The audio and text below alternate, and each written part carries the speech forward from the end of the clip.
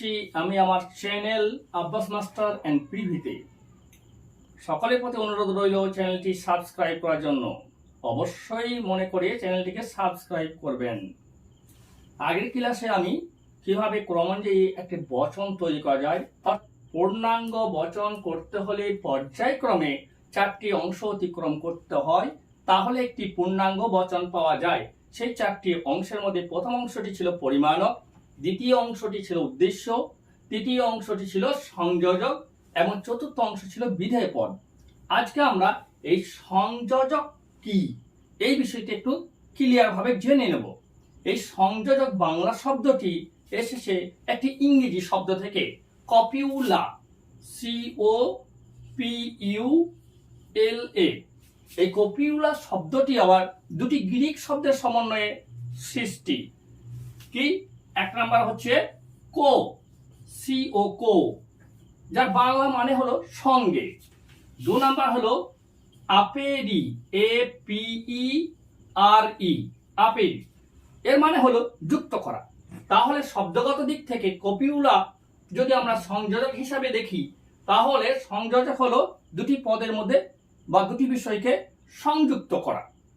বচনের ক্ষেত্রে উদ্দেশ্য পদ এবং বিধেয় পদ এই দুটিকে সংযুক্ত করে সংযোজক। আর এই সংযোজক দুটি পদ্ধতিতে সম্পন্ন হয়। একটা হলো সদর্থক, অপরটি হলো নঙ্গর্থক। সদর্থক সংযোজকে যেসব শব্দ ব্যবহার হয় সেগুলি হলো হ অন্তস্থ, হ দন্ত ন, হ ঔ, হ হস্য ই।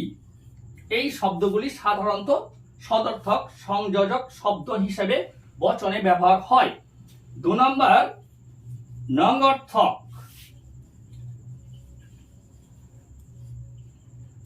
নঙ্গর্থক শব্দগুলি হলো দন্ত ন অন্তস্থ, দন্ত ন দন্ত ন, দন্ত ন ঔ, দন্ত ন হস্য ই। অর্থাৎ নঙ্গর্থক বচন যদি হয় তাহলে পারে সংযোজক হিসাবে এই শব্দগুলি ব্যবহার করা হয়।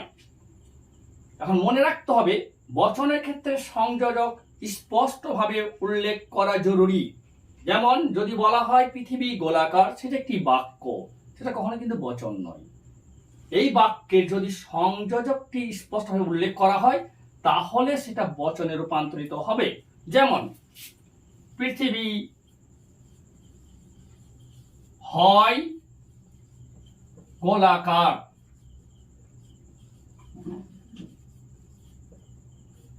এই হয় শব্দটি সদর্থক বিষয়টিকে ইঙ্গিত করছে, আর এই হয় শব্দটি হলো সংযোজক। যাই হোক, এখন এই সংযোজক এর স্বরূপ বা প্রকৃতি কি এই বিষয়টি আমাদের আর একটু ক্লিয়ার ভাবে জানতে হবে। সংযোজকের স্বরূপ বা প্রকৃতি যদি আমরা বিশ্লেষণ করি তাহলে কয়েকটা বিষয় আমরা পেয়ে যাব। 1 নম্বর হলো সংযোজক একটি শব্দ মাত্র। সংযোজক কখনো কিন্তু কোনো পদ নয়, এটা একটি শব্দ। আর এই শব্দটি কাজ কি না, উদ্দেশ্য পদ আর বিধেয় পদকে যুক্ত করা বা প্রকাশ করা। সংযোজকের দ্বিতীয় স্বরূপ হলো সুস্পষ্ট।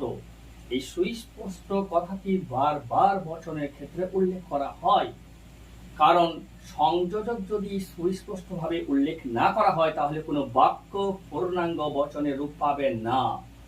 অতএব সংযোজক স্পষ্টভাবে উল্লেখ করা অত্যন্ত জরুরি। যেমন যদি বলা হয় পৃথিবী গোলাকার,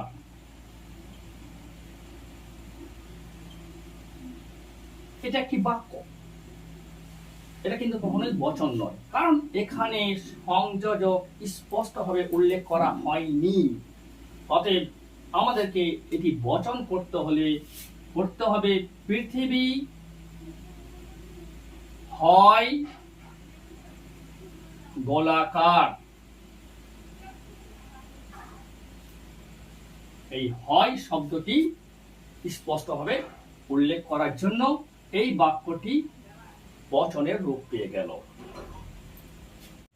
তৃতীয়ত হওয়া ক্রিয়া।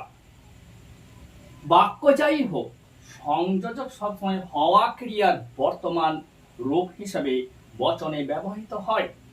যেমন উদাহরণস্বরূপ যদি আমরা বলি রবীন্দ্রনাথ ঠাকুর বিশ্বকবি ছিলেন, এই ছিলেন কথাটা অতীতকালকে নির্দেশ করছে।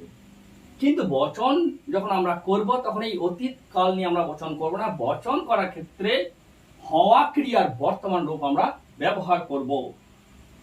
যদি বাক্যটিকে বচনে রূপান্তরিত করি তাহলে এই রকম হবে, রবীন্দ্রনাথ ঠাকুর হন এমন একজন ব্যক্তি যিনি বিশ্বকবি ছিলেন।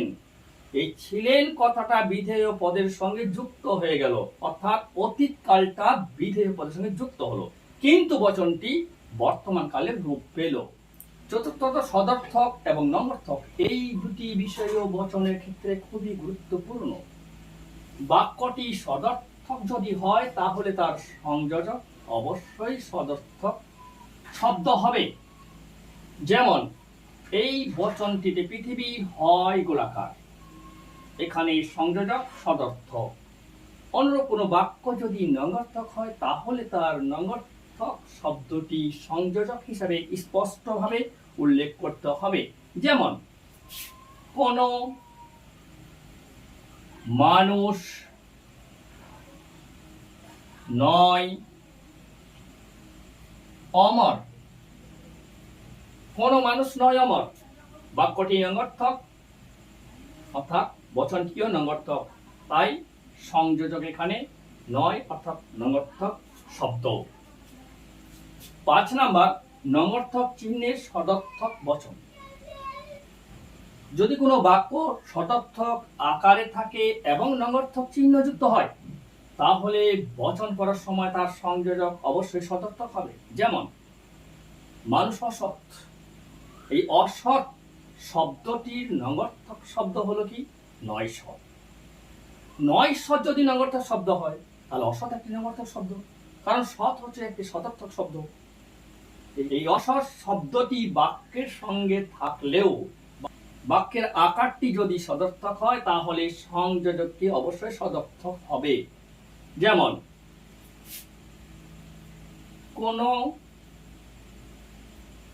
কোনো মানুষ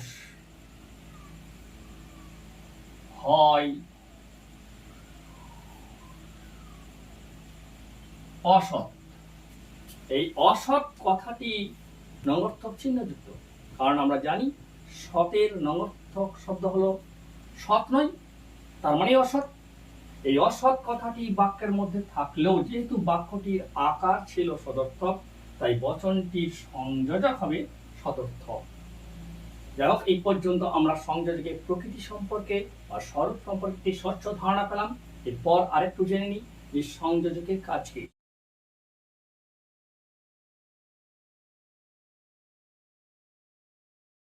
সংযোজকের 3টি প্রধান কাজ। প্রথম কাজ হলো সংযোজক উদ্দেশ্য এবং বিধেয় পদকে সংযুক্ত করে। দ্বিতীয় কাজ হলো সংযোজক উদ্দেশ্য এবং বিধেয় পদের মধ্যে স্বীকার বা অস্বীকারমূলক সম্বন্ধকে প্রকাশ করে। 3 নম্বর কাজ হচ্ছে বাক্য এবং বচনের মধ্যে সুস্পষ্ট পার্থক্য উল্লেখ করে। এই সংযোজক সম্পর্কে ক্লাসটি ফলো করা খুবই জরুরি। আশা করি সবাই ক্লাসটিকে ভালোভাবে মন দিয়ে ফলো করবে এবং সবাইকে অনুরোধ করছি চ্যানেলটিকে সাবস্ক্রাইব করার জন্য। এর পরে আমি বচনের শ্রেণী বিভাগ সম্পর্কে আলোচনায় চলে যাব, অর্থাৎ এর পরের ক্লাসটি হবে বচনের শ্রেণী বিভাগের ক্লাস।